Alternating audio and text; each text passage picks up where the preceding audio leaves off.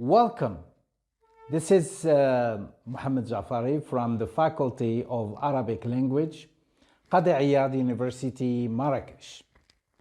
This video focuses on research data collection methods, part of research methodology module. There are two main parts in this video.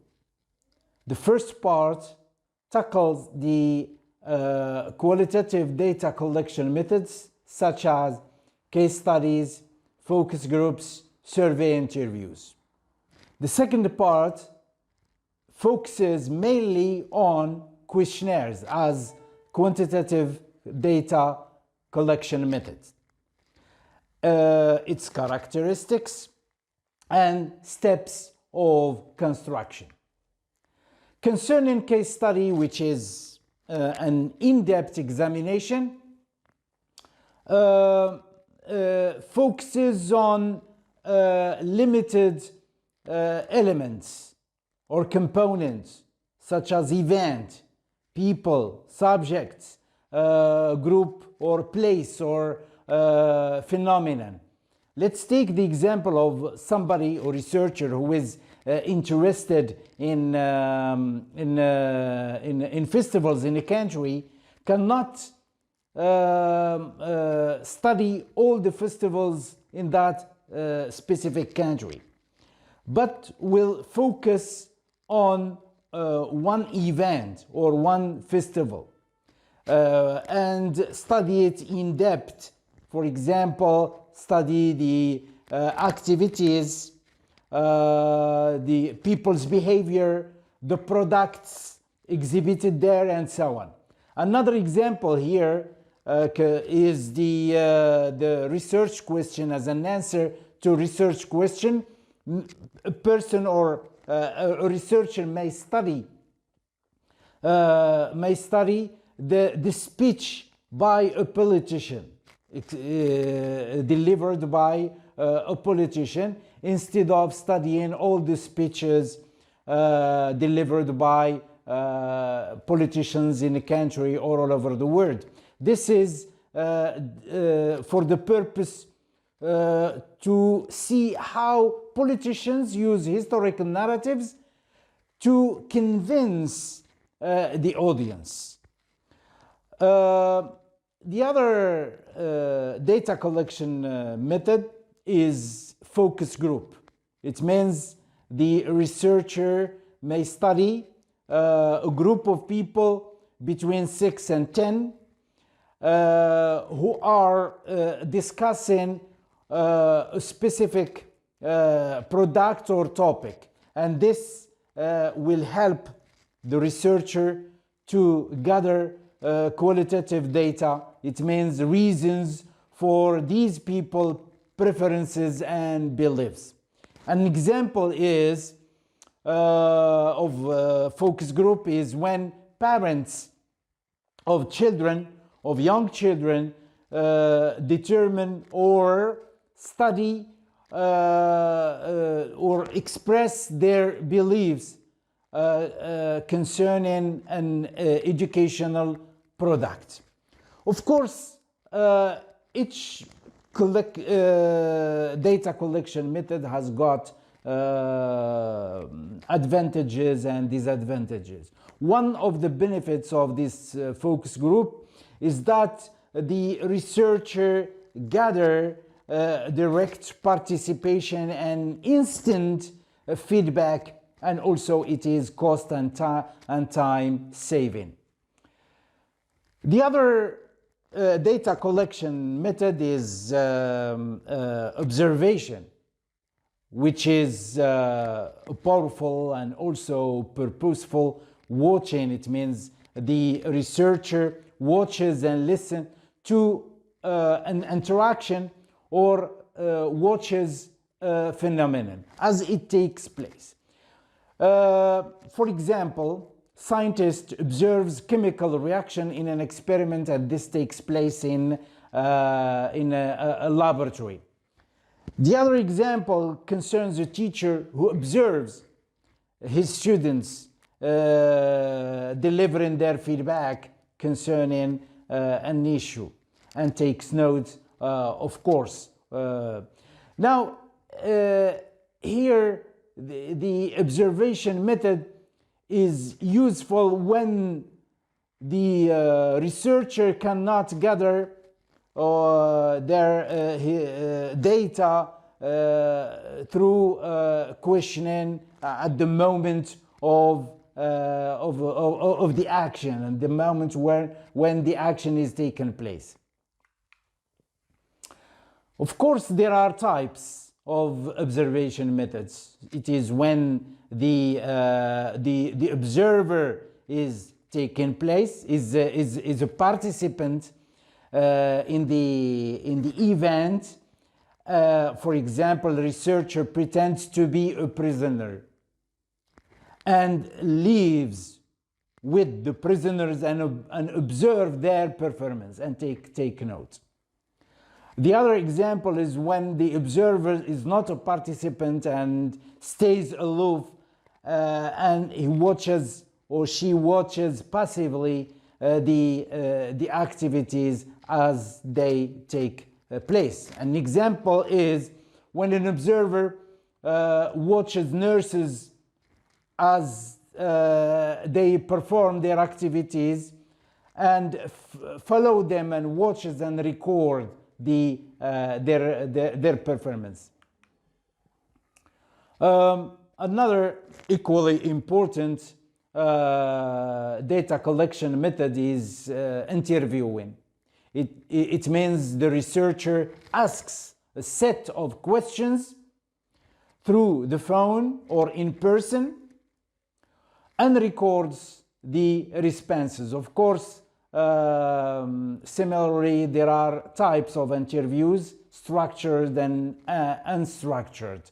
The first type, structured interviews, it means that the researcher prepares a predetermined set of questions that are asked and using the same wording, the same format, and order also of the questions. Unstructured interviews means that the conversation takes place spontaneously and without any set of questions that are predetermined in a specific order. Now we arrive to the most famous data collection method, which is questionnaire. So questionnaire, it is systematically constructed, methodically. There are steps followed in constructing the questionnaire. So it consists of a list of questions distributed to a selected respondent by mail or online or in person. And these days with the internet, people or researcher use most of the time the mail or WhatsApp or online. Of course, there are types, and the first one, one of these types is structured questionnaires. It means it provides both questions and answers. The researcher constructs the questions and at the same time a set of answers for the respondent to choose from. And at the end, maybe in a limited space, may give opportunity or space for the respondent to comment freely. Semi-structured questionnaire comprises a mixture of closed and open questions. We are going to study the types of these types of questions, closed and open-ended questions. The advantages of questionnaires, of course, and we are talking here about electronically constructed questionnaires. The advantages: it allows a collection of quantitative data, and this quantitative data give or help to achieve consistency in analysis and also reliability in the results. To say, so that time the researcher may say that I've got the proofs to the conclusions that I have come out with through the analysis. Second, it is low cost. And then the researcher buys free. It means that the answers are chosen by the respondent and the researcher doesn't interfere in the, it's not like an interview where the researcher takes notes. Now, the fourth point is that the respondents have enough time to answer, okay, in their own pace. Researching remote respondents is also another quality. It means that the electronically constructed questionnaires achieve or reach people who are far away and cannot be reached easily. Disadvantages, of course, there are disadvantages, is that low response rate. Maybe people will not respond, or so many people will not respond, just few people, or the people that the researcher is in relation with. The questionnaires require greater level of literacy. The respondent should first know the technology, should also be able to understand the questions and be able also to choose from the answers. Slow response return, that if there is return, it may be slow after a week or 15 days. Okay, so the researcher have got to wait. And then loss of anonymity. It means when you send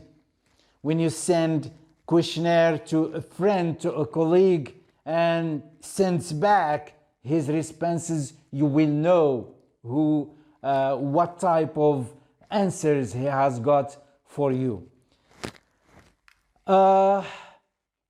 Concerning and these are very important, it concerns the steps in developing a questionnaire. First, one has got to decide what type of information one is needed or are needed. What type of information is needed for his research or her research. And on that basis, should decide on the content of the questions and responses. Then define the target respondents. Develop the question wording format. Is it a question? Is it a statement? The words or the items or the terms included in the question. Then, what type of delivery method? Is it by mail? Is it in person? Is it on the phone? Okay, all these things have got importance in the research. Then it should be set in a meaningful question order. So which question comes first, and then second, which paves the way for the next question. Then one should check the length of the questionnaire. How many questions should be there? For what people? For what kind of people? Are they young people? Are they students? Are they teachers? By the end, when the questionnaire is constructed, there should be time for pretest in order to check, okay, to check the reliability of the questions with a small group, and then develop the final survey form. Concerning the construction or the different parts of the questionnaire, the first part in the questionnaire is very important. This is called screening questions.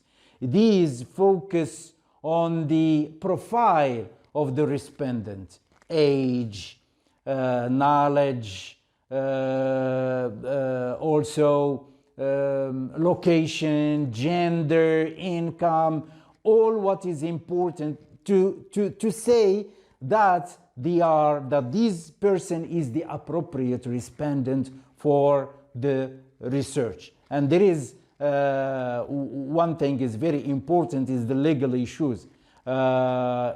When a respondent express or submit his or her age, which is above 18, it shows that his or she's not still a child, which the researcher should seek the parents' agreement first.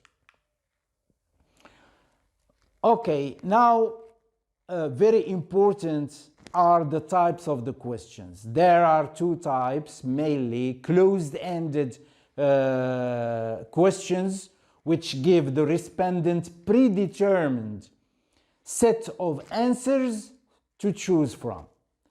There may be two answers, binary answer.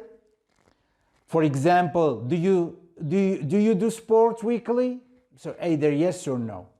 Or agree or disagree, such as reading newspapers in the morning is enjoyable. So the respondent may tick either agree or disagree. Very famous is Rancis-Likert scale, which comprises 5 answers that range from strongly agree, neutral, disagree, and strongly disagree. Then also the researcher may choose a list of options, for example, in the age categories. So 5 answers are not enough. Or leisure interests, because leisure interests are long lists of leisure interests. So 5 or even 10 is not enough. Matrix questions, for example, there are multiple choice questions, 2 different statements, and replaced in agreed. We've got the example here from a hotel, and the customer is asked to express his or her satisfaction concerning food quality, the staff behavior, and the cost also of food and other things. So closed-ended questions are very important as a conclusion, because they provide numerical data which give opportunity to statistical analysis. Another type of question, and this is which we call cascade formats. It means that the respondents are presented with a question. For example, here, do you play chess? There are two answers. So if yes, the respondent is asked to go to question 2 because it asks about the frequency of time the respondent plays chess per week. But also it is given the choice to say no. If no, so no need to answer the second question, and is asked to go to the third question with do you watch chess video if you don't play chess? Open-ended questions are equally important. Here the respondent is given the opportunity to express freely their thoughts, and thus, and this is one of the advantages, is that the researcher is provided with insightful data, with in-depth data, because the respondent express themselves. So in this diagram, so we've got different questions that use the words how, why, tell me further, and so on. So these open-ended items can be used as a follow-up questions to closed-ended questions. By the end of this video, here is an opportunity. This is a live questionnaire online that you may go there and check the format of the questions, the format also, the sequence of the questions, and the length and the answers. As usual, we've got a list of references because from where we extract many of the information included in this video. And thank you for your attention.